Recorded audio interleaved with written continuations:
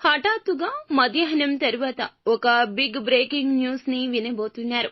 ఏమిటి ఆ వార్త, ఏం జరగబోతుంది అనే వార్త, మీ పరిస్థితుల్లో ఎటువంటి మార్పు అనేది ఈ రోజు కలగబోతుంది, తదితర అన్ని వివరాలు వీడియోలో తెలుసుకుందాం. వీడియో నచ్చితే తప్పకుండా ఒక చిన్న లైక్ చేయండి. మీ లైక్ మాకు ఎంతో సపోర్ట్ గా ఉంటుంది.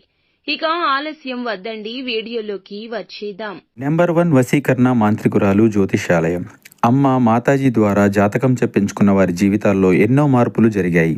మీ జీవితాల్లో కూడా జ్యోతిషం ద్వారా పరిష్కారం కావాలి అనుకుంటే అమ్మ మాతాజీ సమ్మక్క గారిని సంప్రదించండి. ఎటువంటి అష్ట దిగ్బంధనమైన అలవోకగా వేయగలదు. మీరు కోరుకున్న స్త్రీ కానీ పురుషుడు కానీ మీ వద్దకు చేర్చాలా? అయితే ఒక కాల్ చేయండి అమ్మ సమ్మక్క గారికి. మీ కోరుకున్న వారిని మీ చేతిలో పెడుతుంది. ఎటువంటి సమస్యలకైనా 3 రోజుల్లో పరిష్కారం చేయగలరు. సెల్ 9502493169. వీరు ఏదైనా నిర్భయంగా మాట్లాడతారు. అందువల్లే ఎంతటి పెద్ద సమస్య అయినా అధిగమిస్తారు. మౌనంగా ఊరుకున్నారు అంటే తప్పు చేసిన వారి కిందే లెక్కబడతారని వీరికి బాగా ఎరుక. భాగస్వామ్య వ్యాపారాలు చేసేవారికి ఈ రోజున బాగా కలిసొస్తుంది. భాగస్వామ్యులతో ఇదివరకు ఏదైనా విభేదాలు ఉంటే వాటిని తొలగించుకుంటారు. కూర్చొని ఆ సమస్యను పరిష్కరించుకోవడానికి ఈ రోజున చాలా సమయమే పడుతుంది.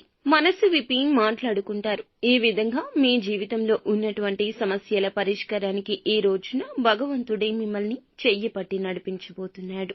మీరు ఆ యొక్క పరిష్కారాలు అన్వేషించడంలో భగవంతుడు మీకు 100% తోడుగా అండదండగా ఉండబోతున్నాడు.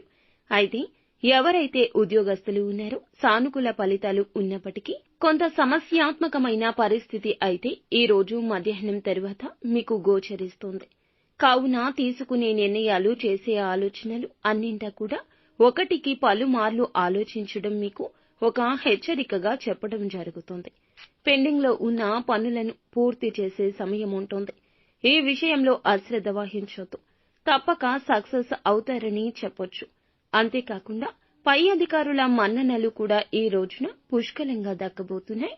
చేసే పని నీతి నిజాయితీతో చేస్తే గనక తప్పక మీకు ఖచ్చితంగా గౌరవం వస్తుంది.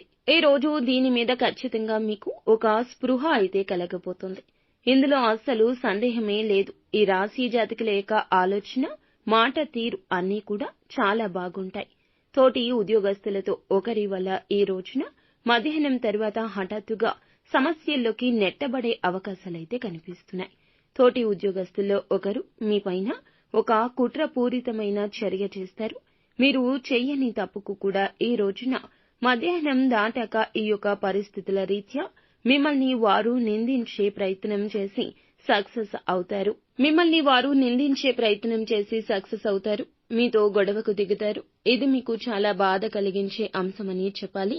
కాబట్టి ఉద్యోగస్తులు తోటి ఉద్యోగస్తుల విషయంలో ముఖ్యంగా మిమ్మల్ని ద్వేషించే వారు ఎవరైతే ఉన్నారో వారి విషయంలో తగిన జాగ్రత్త తీసుకోండి. మీ పైన ఏదైనా ఆరోపణ వచ్చినప్పుడు ఆ ఆరోపణ నిజం కాదంటూ నిర్భయంగా అందరి ముందు మాట్లాడండి.